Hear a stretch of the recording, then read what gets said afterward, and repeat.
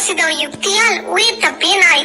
ஒரு காட்டில் காட்டு நாய் ஒன்று சுற்றி திரிந்து கொண்டிருந்தது. அப்போது ஒரு சிறுத்தை புலி தன்னை நோக்கி வேகமாக வந்து கொண்டிருந்ததை அந்த காட்டு நாய் பார்த்தது. நாயை பிடித்து தின்ன வேண்டும் என்பதுதான் சிறுத்தை புலியின் நோக்கம். எப்படி அதனிடமிருந்து தப்பி செல்வது என்பது காட்டு நாயின் கவலை. ஓடி செல்வதால் பயனில்லை. ஏனென்றால் எவ்வளவு வேகமாக ஓடினாலும் சிறுத்தை புலியின் அளவுக்கு காட்டு நாயால் வேகமாக ஓட முடியாது. எனவே காட்டு நாய் உடனே மிக வேகமாக யோசிக்க தொடங்கியது. அருகில் சில எலும்புகள் கிடந்தன. அவற்றை பார்த்ததும் உடனே அந்த காட்டு நாய்க்கு ஒரு யோசனை பிறந்தது. சிறுத்தை புலியின் பக்கம் தன் முதுகை திருப்பிக் கொண்டு கீழே அமர்ந்து அந்த எலும்புகளை வென்று தின்பது போல் நடிக்க ஆரம்பித்தது. சிறுத்தை புலி அருகில் வந்து தன் மீது பாய்வதற்கு தயாரான போது காட்டு நாய் உரத்த குரலில் சொன்னது, இப்போது நான் தின்று முடித்த சிறுத்தை புலி மிகவும் சுவையாக இருந்தது. அக்கம் பக்கத்தில் வேறு சிறுத்தை புலி கிடைக்குமா என்று தேடி பார்க்க வேண்டும் என்றது. இதை கேட்டதும் பயந்து போய் சிறுத்தை புலி அப்படியே ஸ்தம்பித்து சிலை போல் நின்று விட்டது.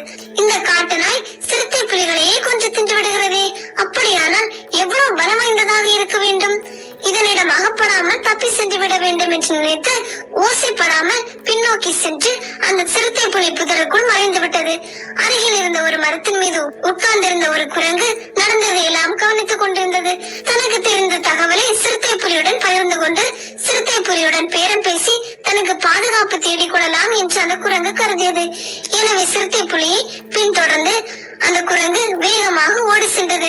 காட்டு நாய் மீதை கவனித்தது. ஏதோ சதி நடக்கிறது என்பதை புரிந்து கொண்டது. குரங்கு சிறுத்தை புலியிடம் சென்று காட்டு நாய் சிறுத்தை புலியை எப்படி ஏமாற்றியது என்ற முழு விவரத்தையும் சொன்னது.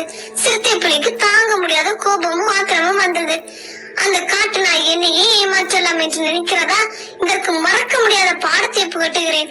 இந்த காட்டில் யார் யாரை கொஞ்சம் தின்பார்கள் என்பதை காட்டுகிறேன் என்று சொல்லிவிட்டு, குரங்கே வா, என் முதுகில் ஏறி உட்கார், இரண்டு பேரும் அந்த காட்டு நாயை பிடிக்கலாம் என்றது. குரங்கு சிறுத்தை புலியின் முதுகில் ஏறி உட்கார்ந்தது.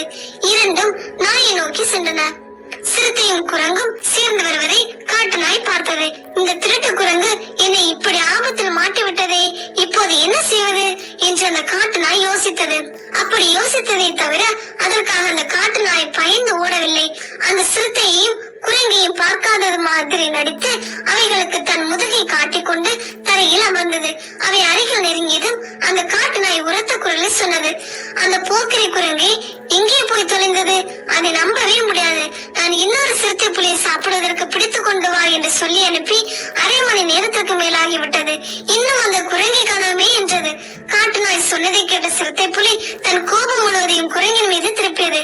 அதனை கடித்து குதிரை கொஞ்சம் தின்று விட்டது. நீதி வாழ்க்கையில் பல பிரச்சனைகள் வரலாம், ஆபத்துகள் வரலாம். பிரச்சனைகளை நேருக்கு நேர் சந்தியுங்கள், வெல்லலாம்.